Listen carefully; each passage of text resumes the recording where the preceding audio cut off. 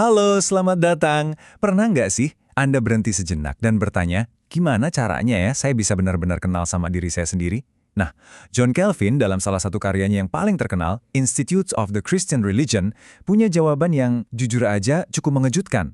Katanya, kita nggak akan pernah bisa kenal diri sendiri kalau kita nggak kenal Tuhan lebih dulu. Yuk, kita bedah hubungan yang unik ini. Ini pertanyaan yang dalam banget ya. Kayaknya kita semua pernah deh merenungkan hal ini. Jawaban yang ditawarkan Calvin itu benar-benar menantang cara kita berpikir. Dia bilang pencarian jati diri kita itu pada dasarnya terikat erat sama pengenalan kita akan Sang Pencipta. Inti dari pemikiran Calvin tuh sebenarnya simpel. Kebijaksanaan sejati itu punya dua sisi yang nggak bisa dipisahin. Sisi pertama itu mengenal Allah, dan sisi kedua itu mengenal diri kita sendiri.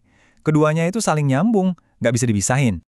Jadi poin utamanya begini, menurut Calvin, ini bukan dua hal yang berbeda yang harus kita kerjain satu-satu.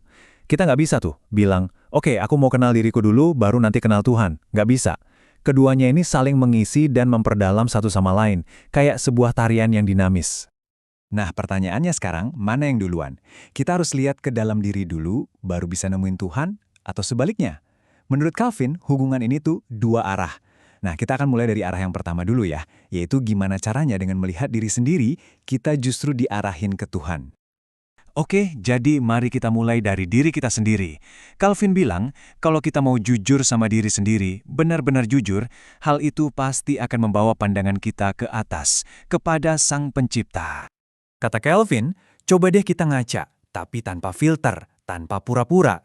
Apa yang kita temuin? Kita bakal lihat keterbatasan kita. Kita bakal sadar kalau kita tuh banyak nggak taunya, banyak lemahnya, dan ada kerusakan di dalam diri kita. Dan justru kesadaran inilah yang jadi titik awalnya. Calvin sendiri punya kata-kata yang kuat banget soal ini. Dia bilang, pengakuan akan kehancuran kita ini, yang kedengarannya menyedihkan, justru memaksa kita buat ngelihat ke atas. Kita jadi mulai cari sumber kebaikan, sumber kekuatan, sumber hikmat, karena kita sadar kita nggak akan nemuin itu semua di dalam diri kita sendiri. Jadi, untuk nyimpulin bagian pertama ini, kesadaran kita akan kemiskinan rohani kita sendiri, itu secara alami akan mengarahkan perhatian kita kepada kekayaan Tuhan yang nggak terbatas. Ibaratnya rasa haus lah yang bikin kita nyari sumber air. Oke, sekarang kita balik ya. Kita lihat dari arah sebaliknya. Dan bagian ini, jujur, mungkin sedikit lebih bikin kaget. Gimana ceritanya, mengenal Tuhan justru jadi kunci utama buat benar-benar kenal sama diri kita sendiri. Gini loh logikanya, coba pikirin deh. Kalau kita cuma bandingin diri kita sama orang lain, sama tetangga, sama teman kantor, gampang banget kan buat ngerasa, gue udah lumayan baik kok. Kita bisa aja ngerasa lebih bijak, lebih bermoral, atau lebih soleh dari mereka. Itu tuh emang kecenderungan alami kita buat ngerasa puas sama diri sendiri. Nah, pertanyaan inilah yang jadi jantung argumennya Calvin. Gimana kalau kita berhenti pakai penggaris manusia yang kadang bengkok itu, dan kita mulai pakai standar yang benar-benar sempurna? Dan disinilah bedanya kelihatan jelas banget. Standar kita itu relatif, cacat, dan ujung-ujungnya cuma bikin sombong. Tapi standar Tuhan itu kesempurnaan yang mutlak. Hanya dengan membandingkan diri kita sama standar inilah, kita baru bisa ngelihat kondisi kita yang sesungguhnya. Calvin punya analogi yang keren banget buat ngejelasin ini. Coba bayangin mata kita yang udah biasa di tempat gelap, terus tiba-tiba disuruh lihat matahari. Pasti silau kan? Nah, kayak gitu jugalah kebenaran diri kita yang palsu itu. Begitu dihadapkan sama terangnya kesempurnaan Tuhan, langsung kelihatan gelapnya. Jadi, poin krusialnya apa? Simple. Hanya dengan melihat kepada Tuhan, kepada kekudusannya, keadilannya, kasihnya, barulah kita bisa melihat diri kita dengan jernih. Kesombongan yang salah tempat itu diganti sama kerendahan hati yang tulus, dan itulah awal dari kebijaksanaan. Oke, ini kan pemikiran dari abad ke-16. Terus, buat kita sekarang apa gunanya? Apa relevansinya buat hidup kita sehari-hari? Yuk kita lihat beberapa penerapan praktisnya.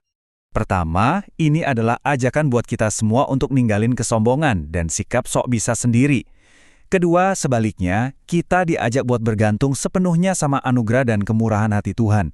Dan yang ketiga, ini penting banget, kita diingatkan buat pakai Alkitab sebagai cermin yang jernih, standar objektif yang nunjukin siapa Tuhan dan siapa kita dengan sangat akurat. Tapi jangan salah sangka ya. Tujuan dari semua ini bukan biar kita jadi benci sama diri sendiri atau jadi putus asa. Justru sebaliknya, tujuannya adalah kebebasan, supaya kita berhenti nyender sama diri kita yang rapuh ini dan mulai beristirahat di dalam kekuatan Tuhan yang tanpa batas. Bagi Calvin, Alkitab itu ibarat kacamata yang Tuhan kasih buat kita. Mata kita ini kan lemah, penglihatan kita kabur, tapi lewat firman-Nya kita bisa ngelihat karakter Tuhan dengan jelas. Alkitab itu ngasih kita standar yang bisa diandalkan, yang kita butuhin banget buat jalanin hidup ini.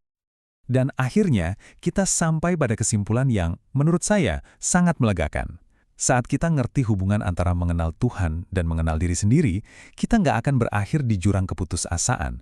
Sebaliknya, kita justru akan punya hubungan yang lebih dalam dan lebih otentik sama Dia yang nyiptain dan nebus kita.